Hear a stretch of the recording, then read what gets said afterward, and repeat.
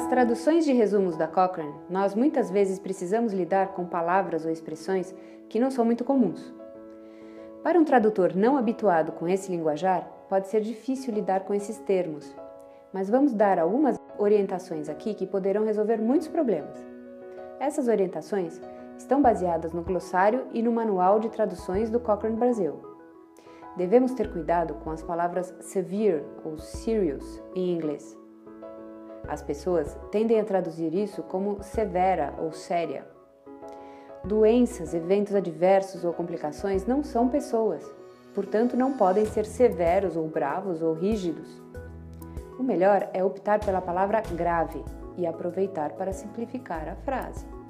Os eventos adversos graves foram raros.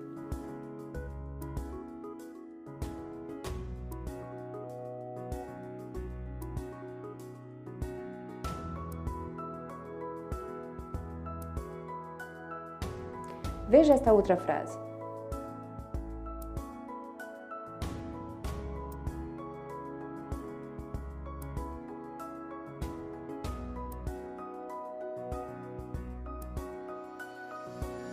Atenção, os pacientes não fazem cirurgias. Quem faz cirurgia é o médico cirurgião. O paciente ou doente passa por uma cirurgia, é submetido a uma cirurgia. Ele não se opera sozinho. Não escreva o paciente fez cirurgia.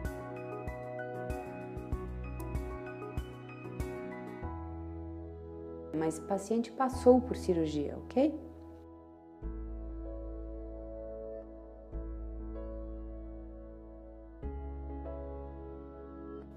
No Brasil, é bem raro alguém falar em admissão hospitalar, não é mesmo?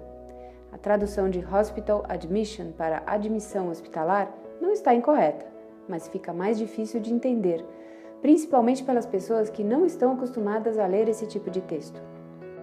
O melhor é dizer internação, internado. E para a saída do hospital ou o término de um tratamento, dizemos alta.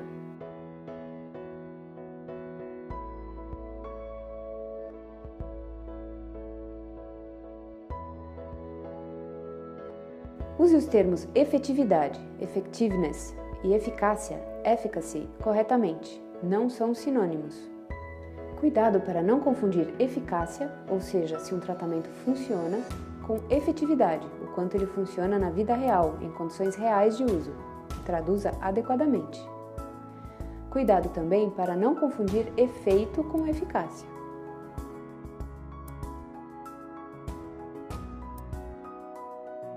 Muita atenção com a palavra no em inglês. Vários voluntários já erraram isso e comprometeram completamente o sentido da frase.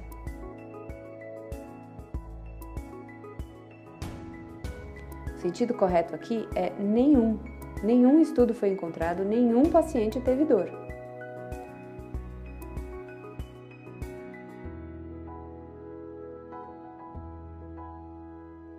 Veja como as palavras que começam com random podem ser traduzidas.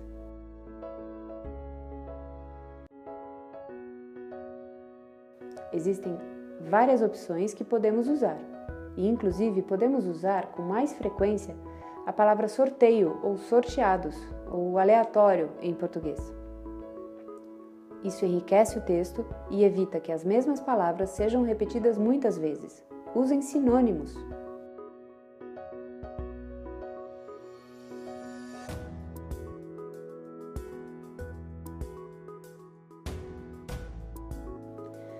Reporting bias, infelizmente muito comum, é um viés relacionado com o ato de escrever ou publicar o relatório, ou seja, é quando os pesquisadores falham em descrever os seus métodos ou resultados completamente, deixando lacunas que tornam impossível reproduzir ou sintetizar o estudo. Traduza reporting bias como viés de relato, ok? Attrition bias, um termo que aparece nos resumos da Cochrane, deve ser traduzido como perda, ou viés de perda, ou seja, perda de participantes do estudo. A palavra concealment muitas vezes confunde nossos voluntários. Significa sigilo. No caso da alocação, é quando os pesquisadores mantêm em sigilo a distribuição dos pacientes em cada grupo do estudo, ou seja, sigilo da alocação. A A abreviação ED em inglês significa por exemplo. Longer, nos textos da Cochrane em inglês, significa provavelmente por mais tempo, por um tempo mais longo. Lembre-se de verificar o que é mais longo. Atenção para escrever corretamente a palavra cesárea em português. Devemos dizer a cesárea com E, mas parto cesariano com I. Não escreva cesárea nem cesariano.